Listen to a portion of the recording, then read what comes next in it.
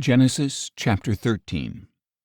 So Abram went up out of Egypt into the Negev, he and his wife and all his possessions, and Lot was with him. And Abram had become extremely wealthy in livestock and silver and gold. From the Negev he journeyed from place to place toward Bethel until he came to the place between Bethel and Ai where his tent had formerly been pitched, to the site where he had built the altar. And there Abram called on the name of the Lord. Now Lot, who was traveling with Abram, also had flocks and herds and tents.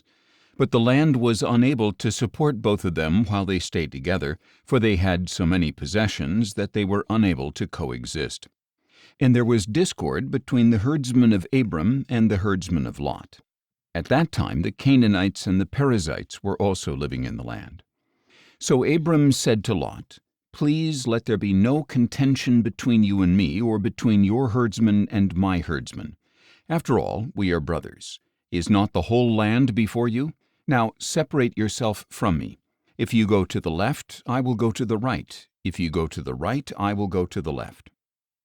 And Lot looked out and saw that the whole plain of the Jordan, all the way to Zoar, was well watered like the garden of the Lord, like the land of Egypt. This was before the Lord destroyed Sodom and Gomorrah. So Lot chose the whole plain of the Jordan for himself and set out toward the east, and Abram and Lot parted company. Abram lived in the land of Canaan, but Lot settled in the cities of the plain and pitched his tent toward Sodom. But the men of Sodom were wicked, sinning greatly against the Lord. After Lot had departed, the Lord said to Abram, "Now lift up your eyes from the place where you are, and look to the north and south and east and west, for all the land that you see I will give to you and your offspring forever.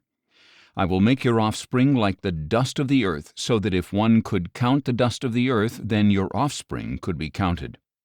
Get up and walk around the land, through its length and breadth, for I will give it to you." So Abram moved his tent and went to live near the oaks of Mamre at Hebron, where he built an altar to the Lord.